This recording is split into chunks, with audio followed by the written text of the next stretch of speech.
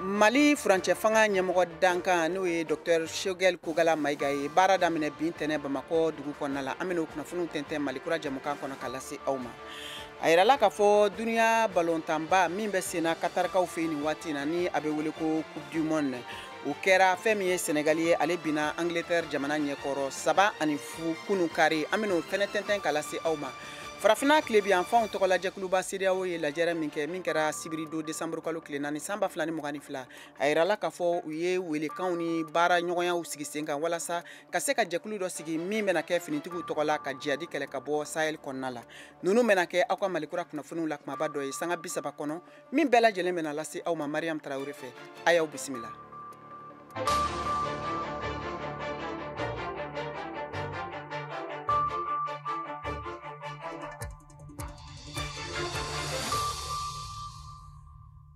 An balimaw an ka foli b'aw ye Mali kɔnɔ ni Mali kɔkan k'a lase aw ma ni waati na k'a fɔ aw bɛ ka VOA Banbara ka Malikura o kunnafoniw lamɛn. Nɛgɛ ɲɛ 17 tana gosira Bamakɔ n'a lamini na. Wula nɛgɛ ɲɛ 12 bɛ Washington DC Amérique jamana faaba kɔnɔ. Bi ye ntɛnɛn ye décembre kalo tile 5 san 2022. Kunnafoniw bɛna lase Mariam Tarawele fɛ ka bɔ studio 6nan kɔnɔna la VOA soba kɔnɔ Washington DC. Aw ka kunnafoniw filɛ nin ye.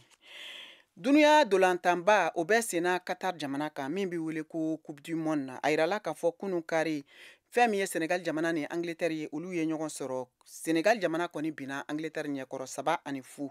Ka fara o fana ka bin tɛnɛ Japon ani Croatie olu bɛ ɲɔgɔn na ni waati in na. VOA ka lasigiden min bɛ Bamakɔ Mohamed Danjogo ale bɛ nɛgɛ k'an bolo ni waati in na. A bɛ n'o kunnafoni walawala. Mohamed i bisimila.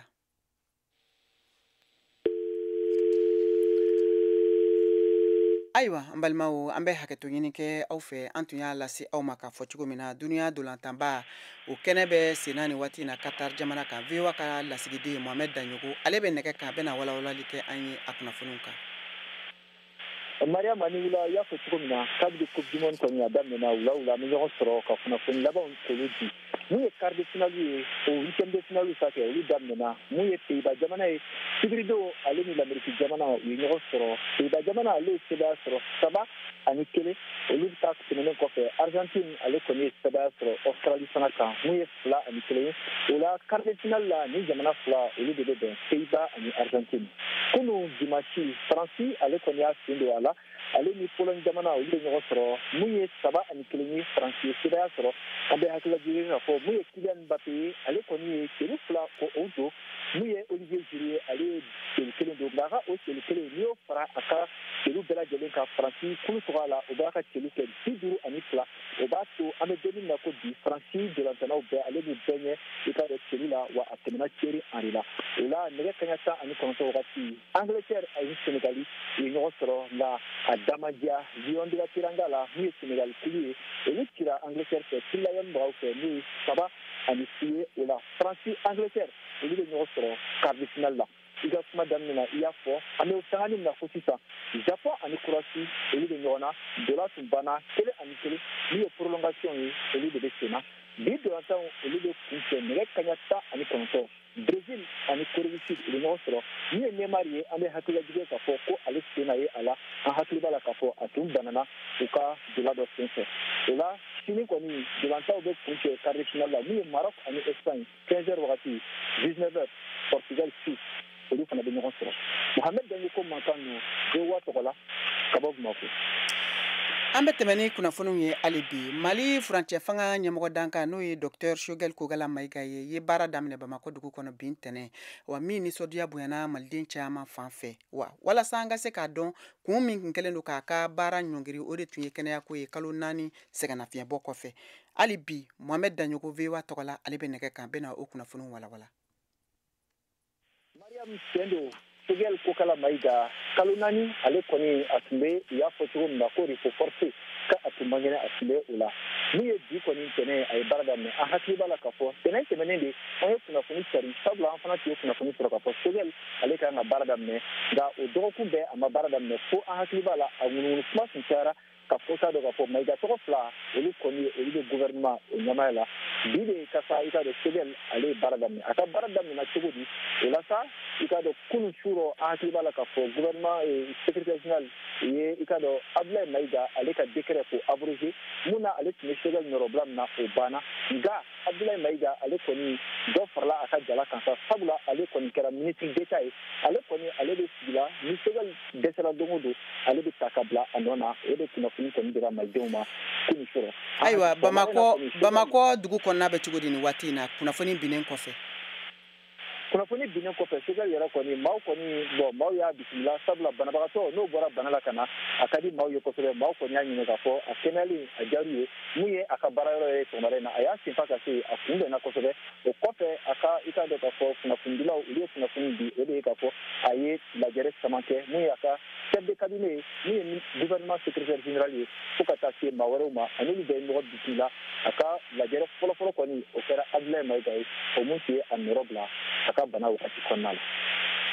ni diyara ye Mohamed an ka foli bi ye ni tun ye VOA ka lasigiden Mohamed Danjogo ale ka laseliw ye ka bɔ Bamakɔ ka tɛmɛ ni kunnafoniw ye farafina tilebiyanfanw ka jɛkuluba CEDEAO jamana ɲɛmɔgɔw ye ɲɔgɔn sɔrɔ sibiri don n'o bɛnna septembre kalo tile 4 ma k'a yira k'a fɔ ko u ka lajɛrɛ kɛnɛ kan kɛlɛbolo u bɛna sigi u ka jamanaw ni ɲɔgɔn cɛ walasa ka se ka jadi jɛkulumaw kɛlɛ pewu ka bɔ Sahel yɛrɛ kɔnɔna la o senfɛ bi Mohamed Danjogo a y'a ka kuma barani tɛnkun Umar Balila ale ye sɔrɔ yiriwali baarakɛla ye ka fara Jala Keita kan kunnafoni sɛnsɛnna do ka bɔ Bamakɔ an ka olu ka seereyakanw lamɛn CEDEAO ka lajɛrɛ kan CEDEAO ka lajɛrɛba min kɛra kunu kari Abuja Nigeria jamana kan mun ye Mali Burkina ani Guinée olu ka lahalaya o kumaw kɛra kɛrɛnkɛrɛnya Mali kunkanko kan u y'a yira k'a fɔ Ivoirien ka sɔrɔsi 46 minɛnen do cɛmancɛ fanga ɲɛmaw fɛ n'olu ma bila yanni janvier kalo tile fɔlɔ cɛ ko ɲangini ko bɛ ta ka ɲɛsin Mali ma Umar Bitibali an y'ale ɲininka yala fɛɛrɛ jumɛn bɛ se ka tigɛ ale kɔni hakili la ɲɛbilebaaraw de kan ka kɛ an ka lamɛn ne fɛ kɔni Mali kan ka ko de anticiper pour que nous sanction ko in kana digi an ka jamana na bon o anticipation fana fo hakili ka sɔrɔ ka fɛɛrɛw tigɛ pour que hali ni sanction nana cogo cogo a kana se ka se jamanadenw ma o ɲɛbilebaaraw olu kan ka sinsin kɛrɛnkɛrɛnyala ale yɛrɛ bolo jago ani sɛnɛ Mali sɔrɔ fanba bɛ fɛn minnu na bɛɛ b'a dɔn ko Mali économie basée bɛ secteur tertiaire de kan n'o ye sɛnɛ ni secteur informel ye Mali ka fɛn bɛɛ b'o de kan bon commerce ni fɛn ninnu jagokɛlaw ni fɛnw olu bi impôt ni fɛn minnu sara o de ye recette Mali ka recette principale ye donc o bɛ yɔrɔ min na fo mɔgɔw jateminɛ de ka kɛ pour que hakili ɲuman ka sɔrɔ min bɛ se ka fɛn ninnu éviter nka yani an ka se i ka dɔn k'a fɔ janvier kalo tile fɔlɔ ma ka sɔrɔ halisa nin sɔrɔsi ko in a bɛ Côte d'Ivoire jamana ni Mali cɛ Ɲajala Keita ale bolo a ka kan halisa kumaɲɔgɔnya ka kɛ nin jamana fila ni ɲɔgɔn cɛ mun na i ka dɔn bɛn bɛ se ka sɔrɔ nin ko in na cogo min na an k'ale lamɛn vraiment a problème a médiation a ma daminɛ bi jusqu'à présent ne kɔni bolo les deux parties u ka médiation nin jɔ médiation in ka se ka continuer pour que solution bɛ sɔrɔ nin na yanni 1er janvier cɛ a kana se yɔrɔ dɔ la bon ka jamanaw ka hɛrɛ bɛ ɲɔgɔn bolo quoi an lelen do fɛn caman na Mali minɛn bɛ taa Côte d'Ivoire minɛnw bɛ na yan donc c'est tout dans tout l'espace de la CEDEAO donc faut pas que a furu ka se yɔrɔ dɔ la vraiment o tɛ an si ka laɲini ye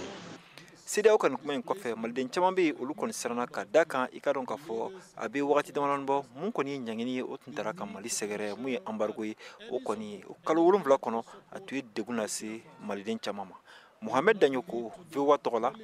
ka bɔ Bamakɔ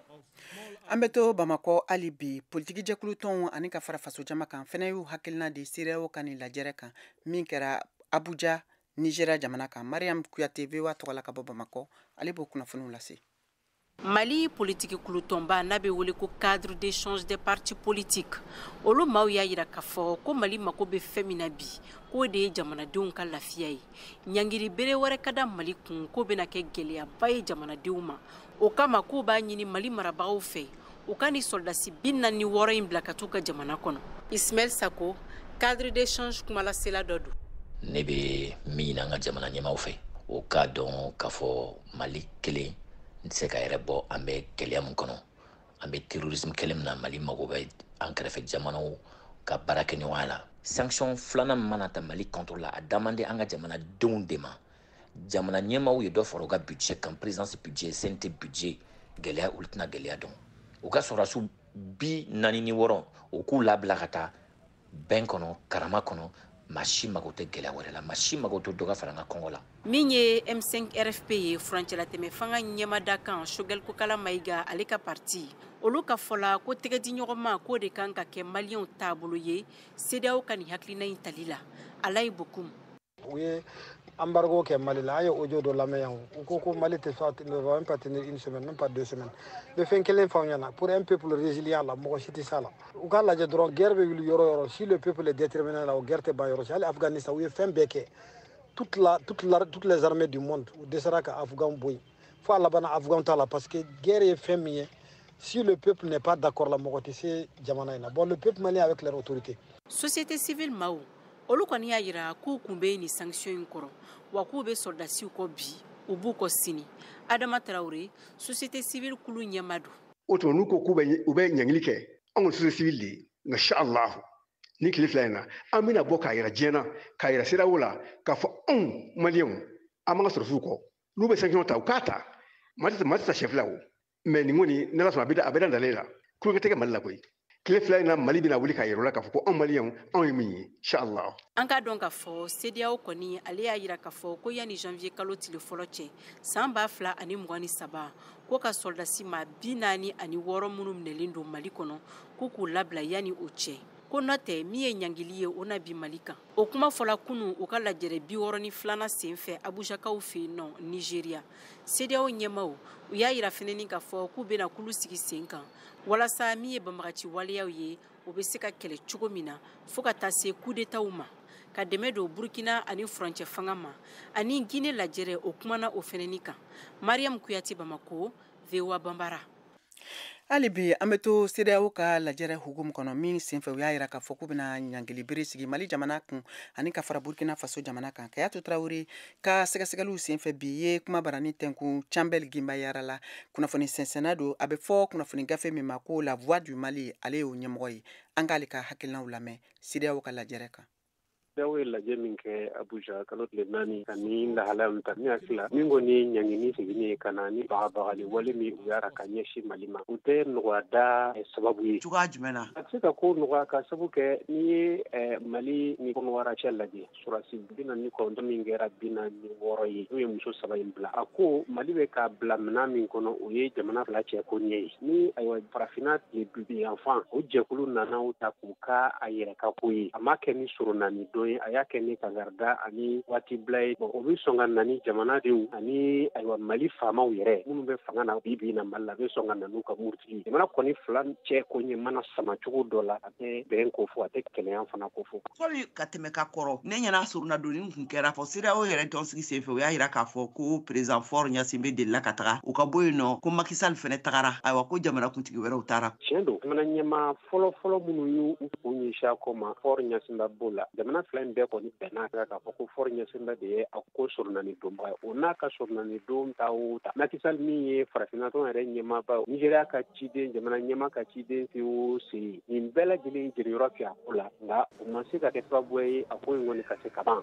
na Mali yɛrɛ jamana ɲɛmaaw min b'u da bi na o ye de k'a fɔ maa ninnu nana bingani wale de ta k'u sɛgɛrɛ ka jamana da u y'u ka ko bila fanga ka kiri bolo kan ne kɔni y'a ko jate minɛ n'i y'a ye u ma se ka bɛn a la o b'a yira k'a fɔ ko u jɔlen bɛ yɔrɔ dɔ la ɲɛ b'u bolo a yɔrɔ la nka n'i ka tiɲɛ fana sama i jo sama cogo dɔ la a laban bɛ k'i jalaki CEDEAO kan ka bɛn de ɲini a ko bɛ ɲɛ cogo min na jamana fila ni ɲɔgɔn cɛ ka sɔrɔ a ma kɛ ni kiiri ye Mali fan fɛ a ma kɛ ni tiɲɛni fana ye ko wara fan fɛ olu kan k'o de ɲɛɲini sa u ka sɔrɔ don sira walasa bɛn bɛ se ka na jamana fila ni ɲɔgɔn cɛ u y'a danatigɛ fana k'a fɔ k'u bɛna lakanakɛkulu bila sen kan ka dansago kɛwalew kɛlɛ CEDEAO jamanaw kɔnɔna na ni dun ye a lajɛ dansago gɛlɛya nin a bɛ Mali Burkina Faso b'olu de kan ani Niger ni Mali bɛ ɲɔgɔn na Burkina Faso fana ɲangili b'o u fana kan e yɛrɛ bolo sisan dansago kɛlɛli lakanakulu sigili nafa jumɛn bɛna sɔrɔ a la ni Mali ni Burkina tɛ a cɛ la k'a sɔrɔ a ko fanga ka bon o jamanaw de kɔnɔ Kongo kɔni kun tɛ ci a ɲɛ kɔ bamananw b'a fɔ kun tɛ di kuntigi yɛrɛ kɔ ko ka fo k'i bɛ dantɛmɛ wali kɛlɛ k'i binna an ka farafinna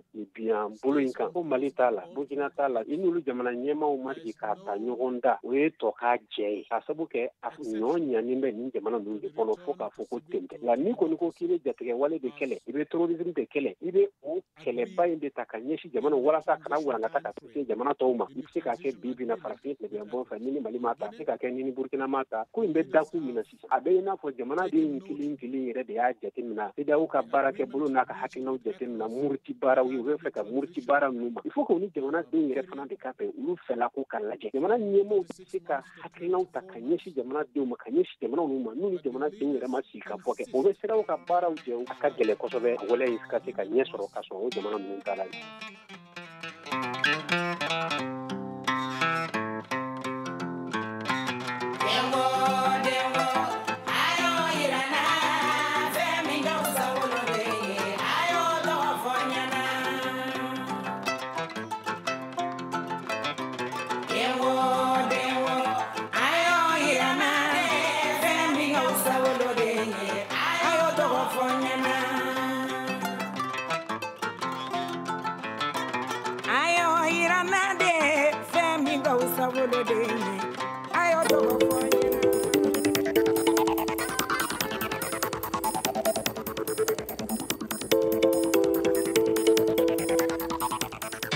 VOA Afrique ni VOA Afrique ye buna adamadenw lafiyara kunnafoniko la.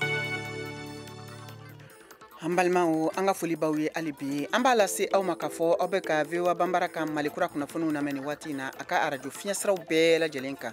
Bamakɔ n'a lamini ye fiɲɛ turukala 102 o fiɲɛsira ye Ɲorodi Sahel kaw bɛ se k'an sɔrɔ arajo Emergence ka 99.6 Buguni o ye arajo Kumase ye 92 o fiɲɛsira fɛ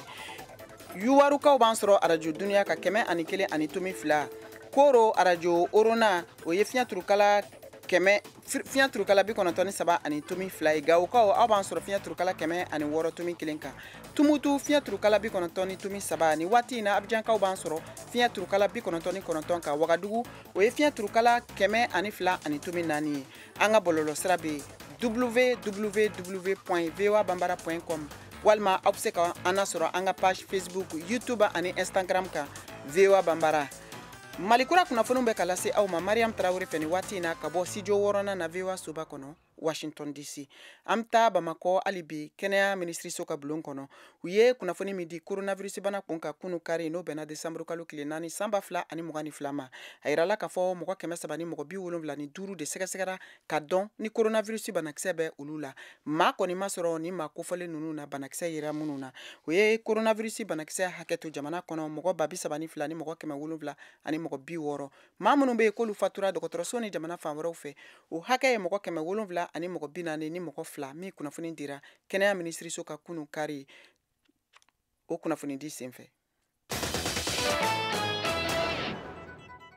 ka tɛmɛ ni kunnafoniw ye hali bi an bɛ taa Mali marabolo fɔlɔ la a bɛ fɔ dugu min ma ko Guina ni a bɛ Kayi mara kɔnɔ o barajiba kurubon karila sibiridon min kɛra décembre kalo tile 3 Mali furancɛ fanga ɲɛmɔgɔ colonel Abdoulaye Mayiga fɛ ka fara o fɛnɛ kan fɛn min ye an kɛrɛfɛ jamanaw ye n'o ye Laginɛ, Mauritanie ani Senegal ye olu fɛnɛ ka marabolo ɲɛmɔgɔw tun bɛ nin ɲɛnajɛ in kɛnɛ kan Issa Bacili VOA tɔgɔla ka bɔ Kayi ale b'o kunnafoniw di ko jamana ɲɛmɔgɔw fo kosɛbɛ u ka cɛsiri la ni le fait que u sɔnna k'u ka premier ministre minnu bɛ yan Guinée ta ni Mauritanie ta ni Senegal ta u ka jɛ k'an fara kan pour que ka se ka baraji provocali kɛ o tɛmɛnen kɔ nafaba min bɛ nin baraji na ka dɔ fara kuranko hali bi min na OMVC ye baara caman kɛ baraji caman bɛ yen baraji manatali t'a bolo la fɛnw t'a bolo la ni ye baraji wɛrɛ ye ala barika la mun bɛ a to an ka jamanadenw ni minnu bɛ nin dugu naani in kɔnɔna la Guinée ta ni Mali ta ni Mauritanie ta ni Senegal ta ala barika la kuranko bɛ se ka nɔgɔya cogo min na o de ye nin baraji nafaba ye bi min na o bɛɛ la tɛmɛnen kɔ ni baraji in b'a jira k'a fɔ kunkelenna min bɛ an ka jamana ɲɛmɔgɔw la n'o ye jamana ta ye colonel Assimi Goïta ni jamana ɲɛmɔgɔ tɔw bɛɛ o ye sɛgɛn fɛn fɛn bɛ an ka jamanadenw kan hali bi ala ka se ka caman bɔ a la kuranko b'o la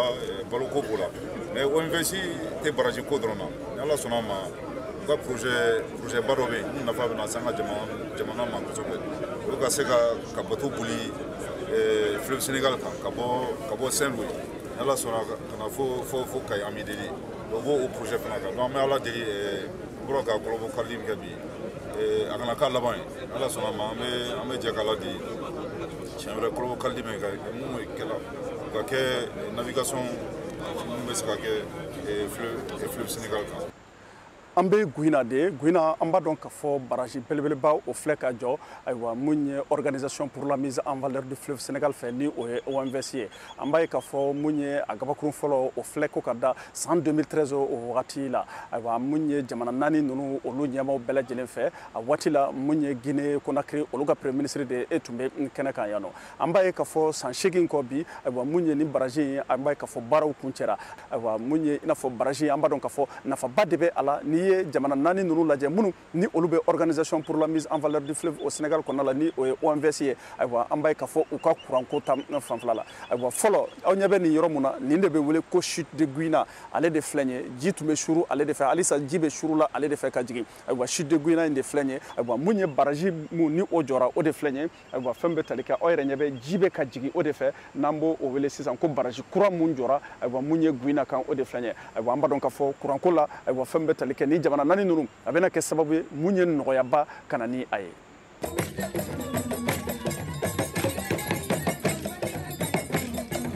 Nin tun ye Isa Bacili ale ka laseliw ye min kunnafoni fanba dira Mali ka jamana ɲɛmɔgɔ dankan Colonel Ibrahima Abdoulaye Maïga ale fɛ.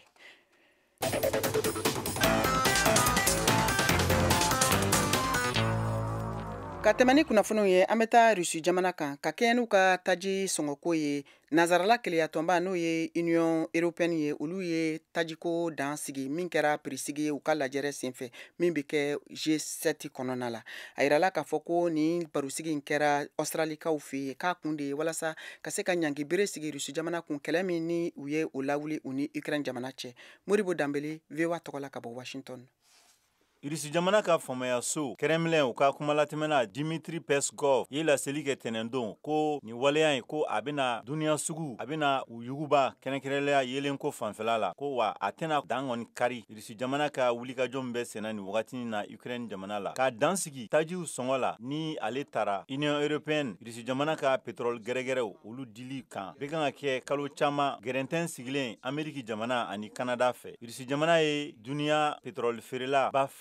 ko ni dansigi la a bɛna nɔgɔya Irisi jamana ma ka sanbaga wɛrɛ ɲini a la sugu la ni waleya in b'a yira k'a fɔ ko taji bɛna feere sɔngɔ la mun ye $60 wa a tɛ se ka jigi o jukɔrɔla la ko taji bɛna feere sɔngɔ la mun dalakɛɲɛnen don $60 la mɛ a tɛ se ka jigi o jukɔrɔla la ko o de bɛ se ka feere kɛnyɛrɛye baarakɛla minnu bɛ farajɛ jamana u ka keleyatɔn ba kɔnɔna la ni o Union Européenne ani duniya nafolobatigiw 7 ani ka fara Australie kan olu kɔni bɛna ye k'a fɔ ko baara minnu kan ka ta ka ɲɛsin olu ma olu bɛna kɔn mun ye kɔgɔji lasira tagamaw ye ani ka assurance ta taji yɛrɛ koɲa la minnu sɔngɔ ka ca ni wari kofɔlen ye farajɛ jamanaw ka nafolotigiba 7 Canada, Faransi, Allemagne, Italie, Japon, Grande-Bretagne ani Ameriki jamana olu kɔni bɛ assurance wari bɔ mun bɛ taa fo $190 la fɛrɛti fanfɛla la farajɛ jamanaw ka keleya tɔnba Union Européenne ale jɔyɔrɔ ka bon kosɛbɛ u ka jika tagamala koɲa la ka ɲɛsin fɛrɛti ko ma nin dɔgɔkun laban na Ukraine jamana ɲɛmɔgɔ Volodymyr Zelensky y'a yira k'a fɔ ko nin waleya in kɔni fanga ka dɔgɔ a ko la. Burkina Faso jamana ɲɛmɔgɔw ye dan sigi RFI ka radio fiɲɛsira la u ka jamana kɔnɔna la ko walasa u ka kunnafonijugu carili u bɛ se ka dan cogo min na VOA tɔgɔla Kadet Traoré ka bɔ Wagadugu ale b'o kunnafoniw lase. Faransi ka kunnafonidiso min kɔlɔnnen don farafinna jamanaw fɛ n'ale tɔgɔ ko RFI Radio France International ale ka nɛgɛjuru siraw tigɛlen don Burkina Faso kɔnɔ kabi sibirelon tɛmɛnen o ye latigɛ ye min talen don ka bɔ Burkina Faso ka flancɛ fanga ɲɛmaaw fɛ k'a yira ko o ma jan ni kunnafoni damadamani ye RFI ye minnu fili fiɲɛ fɛ kɔsa nin na o lamɛnnikɛlaw fan fɛ flancɛ fanga ɲɛmaaw ye jalaki la kibaruya 2 le kan a fɔlɔ o ye ko RFI ye sɛgɛsɛgɛli kɛ k'a yira ko jɛnkulu maramafɛntigiw ka ɲɛmaa dɔ y'a yira ko a jɛnnen tɛ n'a ye Burkina Faso ka se ka yɛrɛ kɔlɔsi dugulenw sugandi minnu bɛna bila dugumisɛnw kunna a filanan ko RFI y'a fɔ ko fanga dafiri ŋɛnɛmu kuma dɔw tun bɛ sen kan ko nka ko fanga ɲɛmaaw sera ka nin coup d'état nin jɛngɛ laseli dɔ kɔnɔ Burkina Faso ka gouvernement ka dalaminɛ y'a yira ko RFI ka kunnafonidilaw bɛ tiɲɛ gɔngɔlɔ la ani fana ko ye kabafili le ye gouvernement ka baara kan baara minnu bɛɛ taara bɛn jamana yɛrɛ ka basigi ani lankanabaliya kɛlɛ kan. Burkina Faso ka gouvernement ka dalaminɛ y'a fɔ fɛnɛ ko a sɔnni no kunnafonidilaw ka se ka baara kɛ lafiya kɔnɔ ko nka a tɛna jɛn ni kunnafonidiso si ye min tɛ fɛ ka faso ka sariyaw bato. Nin latigɛ nin tani kɔ RFI kunnafonidiso fɛnɛ ka ɲɛmaaw ye laseli dɔ bɔ min kɔnɔ o y'a yira ko olu jɛn tɛ ni nɛgɛjuru siratigɛ nin ye ani ko olu ka kunnafonidilaw bɛ baara kɛ ni hakɛ ɲɛnamaw bɛɛ ye. RFI ɲɛmaaw ko olu bɛna fɛɛrɛw bɛɛ bila sen kan min bɛna se k'a to olu lamɛnnikɛlaw bɛɛ ka se ka olu sɔrɔ jamana fan 4 bɛɛ ra. Nin tun ye Kadaye Tarawele kumakan ye ka bɔ Wagadugu, Burkina Faso. Sisan an bɛ Siyaka Tarawele ale lamɛn farikolo ɲɛnajɛ kunnafoniw kan.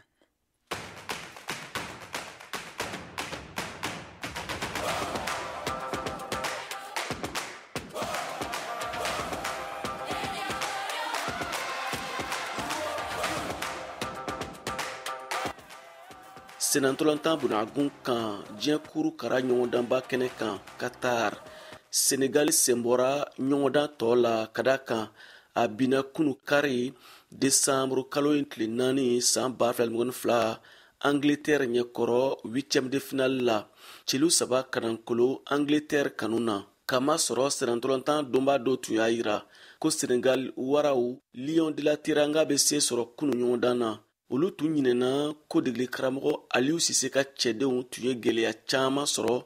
kubujumɔni daminɛ na kɛrɛnkɛrɛnyana o ka ɲɔgɔndan kunfɔlɔ la Pays-Bas ɲɛkɔrɔ kanankolo celu 2 o y'a ɲɔgɔndan jaabi ye hakilina jiginna. O tun kɛra sababu ye ni mɔgɔ caman tun sigara Senegal tagali la ɲɛ Qatar ɲɔgɔndan tɔ la. Senegal senantolantana Sadio Mané ka nabaliya kɛnɛ kan ka sababuya kɛ a ka baraniko ye o fana ye gɛlɛya caman de lase Senegal forobatɔn ma. VOA lasigiden Dakar Senegal nama jara ka munumunu salo sen fɛ Senegal waraw senkɔrɔmadodoba caman y'a yira k'u ka forobatɔn senkɔrɔmadodoli tɛna kɔ tigɛ hali n'a y'a sɔrɔ a bina kunu Senegali faba la kabini nɛgɛ kaɲa 19 sera mɔgɔ si yele mandi kɛnɛ ma a bɛ tun bɛ sow kɔnɔ ka Senegal ni Angleterre ka 8e de finale tolantan lajɛ jabaraniw la walima jabaraninbaw la kɛnɛbaw la nka tolantan bannen mɔgɔw dara jɔnna suro bari Angleterre ye farafina ŋana Senegali bugo cɛlu 3-0 o ma tɔto Senegali jamanadenw na a bɛ dusu kasira ka da kan caman jigi tun b'a la ko nin diɲɛ tolantanba in jɔnjɔn bɛna Senegali ɲina Isa Bari ko Anglɛw ka tolantantɔn nin sebaya in ka kan a dusu kasilen de nin kuma fɔ Anglɛw ka tolantantɔn bɛ se tolantan na ka tɛmɛ an ta kan u ka kan ni nin sebaya in ye bari kabini tolantan daminɛ u ye daga de sigi an kan n'an ko an ka tiɲɛ de fɔ Umar Kanji k'u jigi tun bɛ Senegali waraw ka sebaya de la a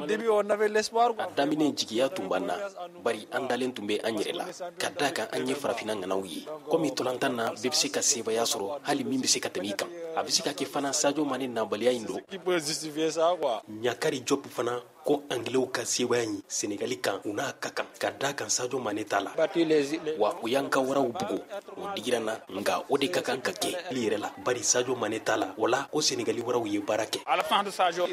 Sadio Mané tɛ an yɛrɛ tun ma miiri min na u y'o de kɛ se Senegali waraw ma a ka bɔlɔlɔ sira fɛ n'a bɛ wele Twitter Sadio Mané min jogina n'a ma se ka taa diɲɛ tolantanba in na Qatar a fana ye Senegali waraw fo k'u tanu a ka bɔlɔlɔ sira fɛ n'o ye Instagram ye a ko ni Ala sɔnna ma u bɛ taa jɔnjɔn wɛrɛw nɔfɛ nama jara Dakar VOA Bambara